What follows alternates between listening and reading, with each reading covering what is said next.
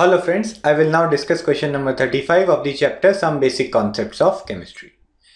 Calcium carbonate reacts with aqueous HCl to give CaCl2 and CO2.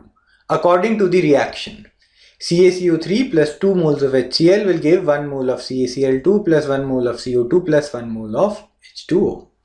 तो आप observe करेंगे यहाँ पर बैलेंस इक्वेशन हमें ऑलरेडी गिवन है। मोल कॉन्सेप्ट की प्रॉब्लम्स में जब भी हमें क्वांटिटीज निकालनी होती हैं तो हमें बैलेंस्ड इक्वेशन मालूम होना जरूरी है। तो सबसे पहले मैं बैलेंस्ड इक्वेशन यहाँ पर लिख लूंगा और जो भी गिवन और रिक्वायर्ड क्वांटिटीज होंगी मैं उसी रिएजेंट के नीचे उसकी क्वांटिटी मेंशन करूंगा। इस तरीके से डेटा ऑर्गेनाइज करने से क्वेश्चन सॉल्व करना काफी आसान हो जाता है। What mass of CaCO3 is required?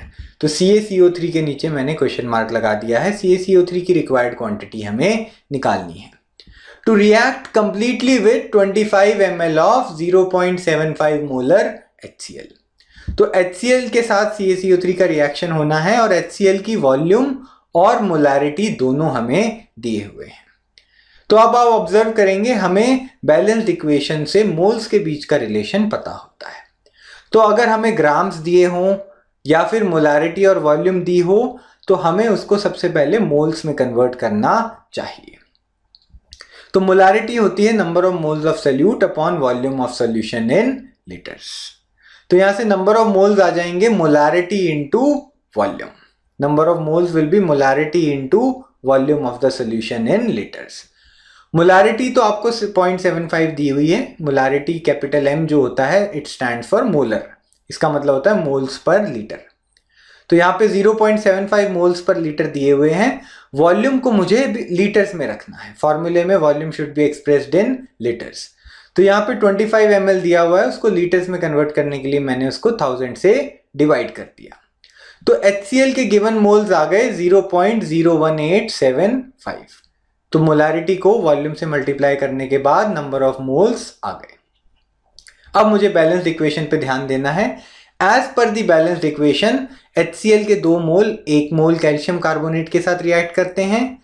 तो HCl का 1 mole will react with half mole of calcium carbonate.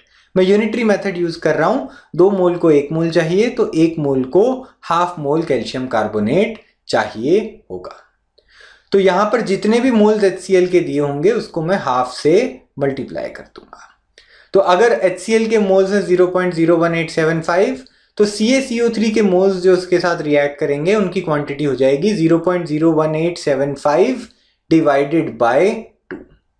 तो यहां से मैंने मोल्स ऑफ कैल्शियम कार्बोनेट निकाल लिए।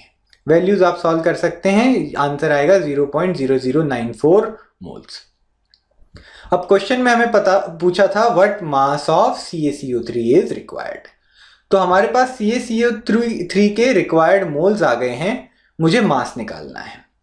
तो नंबर ऑफ मोल्स जो है वो होता है मास अपॉन मोलर मास। तो mass of sample number of moles को मोलर मास से मल्टीप्लाई करके आ सकता है।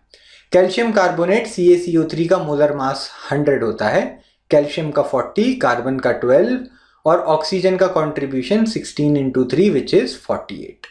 तो 40 + 12 + 48 आपका 100 ग्राम्स पर मोल हो जाएगा।